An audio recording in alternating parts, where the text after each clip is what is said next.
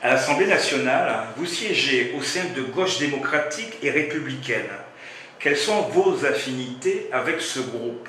Nous avons une affinité naturelle, parce que le groupe de la Gauche démocratique et républicaine est constitué d'anciens communistes ou de tous ceux qui ont participé au mouvement qui a porté la candidature de Jean-Luc Mélenchon aux élections présidentielles en France. Donc ce groupe est constitué de personnalités d'élus de gauche, de la vraie gauche, de ceux qui défendent les valeurs du peuple, les valeurs des populations les plus démunies. Donc ça en fait véritablement, ça fait un lien avec nous, parce que nous avons toujours défendu le peuple, le petit peuple, contre tous ceux qui sont nantis et qui profitent un peu de l'opposition de domination. Mais pour autant, il n'y a pas de dépendance idéologique. Et je dois dire que ce qui nous a particulièrement séduit et ce qui nous confère un confort dans l'action parlementaire, c'est que au sein du groupe, on ne nous impose aucun vote, aucune position politique. C'est-à-dire nous, en tant que députés de Martinique, de Guyane ou de Réunion, parce que nous sommes 5 dans un groupe de 15, donc nous pèsons sur les décisions de ce groupe, eh bien, on ne nous impose rien et nous gardons notre entière marge de manœuvre pour prendre et adopter les positions qui sont en conformité avec notre conscience et l'intérêt de nos peuples. Beaucoup de remous au Conseil général de la Martinique. Quelle analyse portez-vous sur la politique sociale de la présidente Josette Manin? Alors, je ne vais pas porter de critique personnelle à l'égard de Josette Manin, qui est quelqu'un que j'apprécie par ailleurs. Mais je dois dire qu'elle fait partie d'une majorité. Je pourrais même dire que les Martiniquais peuvent considérer que la présidente du Conseil général est prise en otage par sa majorité, notamment cette histoire de Martinique nouvelle là, qui a été créée, tout simplement pour propulser un homme à la tête de la Martinique. On a vu les conséquences, on a vu l'inconséquence de ce type d'opposition-là. Donc, pour l'instant, Josette Manin et le Conseil général, d'une manière générale, sont en train de péricliter. Le Conseil général est en train de péricliter parce que tout est fait pour que ce soit la région Martinique qui apparaisse comme la plus dynamique au détriment du Conseil général. Et d'ailleurs, c'est pourquoi j'ai préféré démissionner du Conseil régional pour symboliquement rester au Conseil général de Martinique pour tenter de valoriser l'institution du Conseil général en attendant la collectivité unique de Martinique. Mais bien évidemment, aujourd'hui, on assiste à quoi? Un désengagement du Conseil général, notamment sur le front du social, mais pas seulement. Il y a un manque de contestation appuyée de nos politiques sur des secteurs comme la téléphonie, l'Internet ou le coût du billet d'avion. Qu'en pensez-vous? Alors, on ne peut pas émettre un constat comme ça aussi lapidaire, aussi général. Il y a un silence de certains, il y a d'autres qui montent au créneau, mais au-delà de la contestation,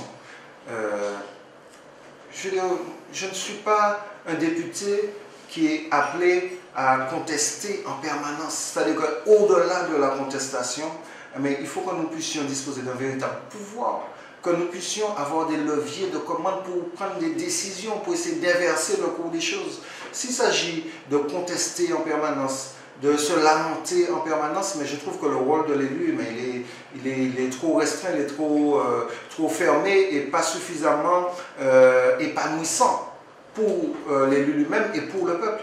Donc, c'est vrai qu'il faut monter au créneau, et nous montons au créneau sur toutes ces questions-là. Sur la question de la vie chère, sur la question des tarifs de la téléphonie, les tarifs bancaires, les situations de monopole ou d'oligopole pour le fret maritime, pour le transport aérien. Nous montons au créneau, mais la décision, jusqu'à ce jour, elle ne dépend pas de nous, ou elle dépend rarement de nous-mêmes. Nous sommes obligés de porter des revendications à des gens qui ne comprennent pas souvent notre situation, notre réalité, et nos difficultés particulières comme nos atouts. Parce qu'il ne s'agit pas, je le répète, d'aller pleurer, d'aller se lamenter, de dire que nous sommes un peuple en difficulté, en souffrance, handicapé, etc. Mais de porter aussi les valeurs de la Martinique, de porter aussi la force, l'intelligence, le potentiel, la jeunesse de la Martinique, l'intelligence de la Martinique. et de participer activement aux différents débats. Moi, c'est comme ça que je conçois le rôle du député, du parlementaire que je suis. Pas seulement pour aller pleurer, quémander, mais aussi pour aller porter quelque chose, porter la voix du peuple. On ferait une économie de coûts sur des produits importés si on achetait en Amérique du Sud, voire même aux États-Unis. Qu'est-ce qui nous empêche de convaincre ce gouvernement de notre intérêt de proximité pour faire baisser les prix? Ce qui nous empêche, c'est tout simplement des fois la cécité ou la surdité des représentants. C'est précisément ce dont je viens de parler. Lorsque nous avons des gens au gouvernement qui n'en ont cure de la situation véritable, de la situation de dépendance de la Martinique, c'est difficile de les convaincre. Tandis que si nous avions la possibilité de traiter directement pour l'approvisionnement de notre pétrole avec le Venezuela, de notre gaz, avec Trinidad, pour ne prendre que ces deux exemples-là, qui peuvent avoir une répercussion concrète sur le budget des Martiniquais, sur les difficultés, sur la profitation, qui est une réalité dans notre pays. Mais si nous avions la possibilité de pouvoir aller négocier directement ce genre de circuit de distribution-là, notre situation serait tout autre. Mais là, on touche profondément à une question essentielle qui est celle de notre pouvoir, de notre compétence et de notre statut. Et le statut actuel, en l'état, ne permet pas ce genre de relation-là, ce genre de négociation-là, et nous voyons que nous sommes véritablement directement confrontés à ça. Aujourd'hui, nous avons une majorité au Conseil régional de Martinique, au Conseil général de Martinique, qui est constituée de gens qui se sont battus contre l'article 74 de la Constitution, qui lui permettait d'entrouvrir cette brèche-là. Mais aujourd'hui, ils sont au pouvoir, ils se rendent compte qu'il faut aller plus loin en matière de domiciliation de compétences et de pouvoir, et ils sont confrontés à leurs propres contradictions. Mais malheureusement, nous en sommes encore là, parce que certains ont fait le choix de stratégie politicienne, de stratégie de carrière politique, de s'opposer à certains, parce que certains ont pu représenter un danger en termes de conquête de pouvoir. Ils ont placé leurs intérêts personnels avant l'intérêt véritable de la Martinique. Et aujourd'hui, nous en payons le prix et il faut continuer à se battre pour essayer de faire exploser ce mur-là qui nous isole au sein de la Caraïbe, qui nous isole au sein de notre environnement. Nous sommes un pays de la Caraïbe. Nous sommes, qu'on le veuille ou pas, un pays qui est sur le continent américain. Donc, on ne peut pas nous empêcher de commercer, de développer des relations commerciales, des relations culturelles, des relations scientifiques, des relations sportives avec les pays de la Caraïbe. C'est un non-sens et je crois que cette idée de notre ancrage dans notre environnement géographique, c'est une idée qui est malgré tout en train de progresser et je fais partie de ceux qui se battent et qui se battront jusqu'au bout pour que nous puissions être considérés comme des Caribéens à part entière. Quels sont les autres axes prioritaires qu'il faudrait mettre l'accent pour un meilleur épanouissement économique et social de la Martinique? Alors il y a beaucoup à faire, bien évidemment. Et nous avons du mal à concevoir un mode de développement économique, à inventer un mode de développement économique tant que nous restons dans une logique de consommation, d'importation de produits en provenance de l'extérieur. Et tant que nous limitons notre capacité de production à des matières premières brutes agricoles. Aujourd'hui, il faut dépasser ça. Aujourd'hui, il faut que nous puissions passer d'une logique de consommation tous azimuts à une logique de production. Ça ne va pas se faire d'un coup de baguette magique. Mais nous avons la capacité de produire, et de produire bien, de produire de la qualité, de faire valoir notre savoir-faire en agriculture. Aujourd'hui, au niveau de l'agriculture, qu'est-ce qui ressort des derniers développements, des derniers éléments de recherche? Ce qui ressort tout simplement, c'est que ce sont les produits de terroir, les produits de qualité, les produits bio, les produits qui intègrent un savoir-faire qui sont aujourd'hui cotés. Et les gens mettent le prix pour avoir de la qualité. Les productions bas de gamme, les productions chargées de chlordécone, les productions qui ne respectent pas l'environnement, mais aujourd'hui n'ont plus beaucoup d'avenir. Donc il faut que nous puissions nous investir dans une diversification agricole, mais pour aller vers plus de qualité et sortir de cette logique de production de matières premières à grande échelle que nous exportons systématiquement sur des marchés en Europe et des productions sur lesquelles nous n'avons aucune emprise sur les prix. Nous subissons les lois des marchés, nous subissons la concurrence de pays qui produisent à moindre coût parce qu'ils ne payent pas leurs salariés, parce qu'il y a des enfants qui travaillent dans des champs de bananes dans d'autres pays. Et en définitive, même si l'on dit que notre banane est un peu meilleure en qualité, en goût que celle des autres pays, des pays qui nous concurrencent, mais en réalité, au niveau, une banane reste toujours une banane sur les marchés européens.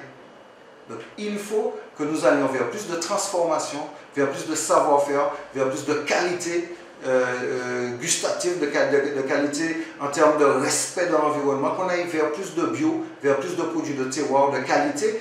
Ne serait-ce qu'en agriculture, il y a beaucoup à faire. Que proposez-vous pour réduire l'insécurité chez nous? Que proposez-vous pour réduire l'insécurité chez nous? En général, lorsqu'on parle de politique visant à réduire la sécurité, il y a deux axes. Soit la prévention, soit la répression.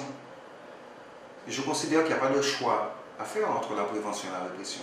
Bien sûr qu'il faut mettre l'accent en priorité sur la prévention, c'est-à-dire sur l'éducation.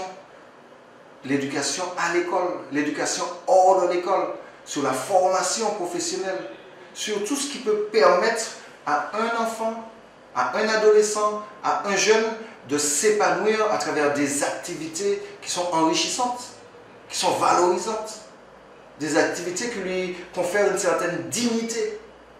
Mais aussi, il y a lieu de faire, lorsqu'on arrive à des situations extrêmes, d'extrême violence comme la situation que nous vivons aujourd'hui dans nos pays, mais il y a un axe de répression, d'action à faire, à mettre en œuvre, de surveillance des plages. Parce que qu'est-ce qui alimente cette insécurité-là? Mais ce sont les trafics de toutes sortes. L'idée qui s'impose petit à petit, et c'est une idée qui est grave, que dans la rue, en trafiquant, on peut gagner en une soirée ce que d'autres, en travaillant dur, en se réveillant tous les matins, gagnent en un mois. Et tant que sur le terrain, mais cette idée-là va continuer à avancer, mais nous aurons des difficultés à aller vers plus d'insertion, à aller vers plus de citoyenneté, à aller vers plus d'intérêt pour la politique véritablement. Et je dis que l'insécurité que nous subissons aujourd'hui, quelque part, elle était inscrite depuis longtemps dans les axes de la politique qui a été menée dans nos pays. Cette insécurité-là, elle est alimentée par les insuffisances de l'école, du système scolaire. Cette insécurité-là, elle est alimentée par les insuffisances en moyens de prévention, mais en moyens de surveillance des entrées et sorties sur notre territoire. On ne peut pas être un lieu complètement ouvert à tous. C'est-à-dire qu'aujourd'hui, sur n'importe quelle plage de Martinique, des gens débarquent des productions et repartent en toute impunité. Nous avons des Martiniquais aussi qui soutirent ces dealers, ces gens qui font du profit sur le dos des plus petits, sur le dos des malheureux.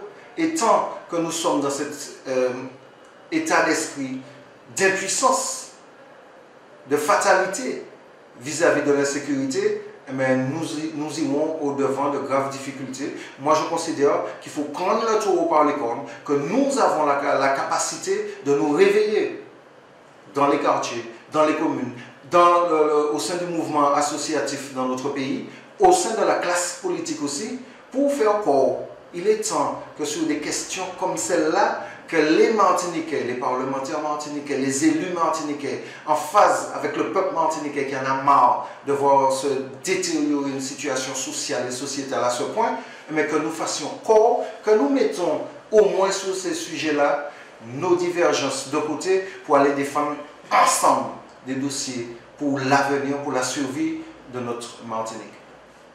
Qu'est-ce qui mérite d'être mieux fait à la commune de Sainte-Luce, dont vous êtes le conseiller général? Mais il y a beaucoup à faire. Je dirais sous forme de boutade, mais c'est une boutade qui est peut-être chargée de bon sens et de vérité, mais il faut changer l'équipe municipale à la tête de Sainte-Luce. Je ne dis pas, je ne considère pas que cette équipe n'a rien fait. Mais je pense que nous avons un potentiel extraordinaire à Sainte-Luce. Et l'ambition que je porte avec une équipe vraiment très forte, une équipe avec beaucoup de qualité, beaucoup d'intelligence, mais l'ambition que nous portons, c'est de faire de Sainte-Luce un exemple pour la Martinique. Et je crois qu'en matière de prévention, en matière de formation, en matière d'action au service de la jeunesse et menée par la jeunesse elle-même, en matière de développement économique, en matière d'agriculture, en matière d'exemplarité, en termes de respect de l'environnement, en termes de valorisation de nos atouts historiques, il y a énormément à faire. Sainte-Luce, c'est le balnéaire, nous avons de superbes plages, mais nous avons aussi un patrimoine dans les campagnes. La forêt, mon travail, avec un patrimoine culturel, archéologique, anthropologique, qui n'est pas suffisamment valorisé. Et vraiment, en conclusion, je dirais que ce qu'il y a à faire, c'est en 2014 de changer de municipalité. Tout ne va pas se faire du jour au lendemain, mais nous avons la capacité de servir d'exemple à la Martinique, d'être un laboratoire pour la Martinique, pour que d'autres communes puissent s'inspirer d'un travail d'innovation, un travail qui est vraiment fondé sur un courage politique, pas sur la reproduction de ce qui existe systématiquement ailleurs, mais sur l'expérimentation de solutions pour essayer non seulement de sortir de la difficulté, mais pour adopter une démarche offensive, une démarche ambitieuse. À l'image de la Martinique, il y a un potentiel qui n'est pas suffisamment utilisé, qui n'est pas suffisamment exploité à Sainte-Luce, et nous entendons mettre en œuvre véritablement une politique pour montrer ce que nous sommes capables de faire dans ma commune, mais dans notre pays plus généralement.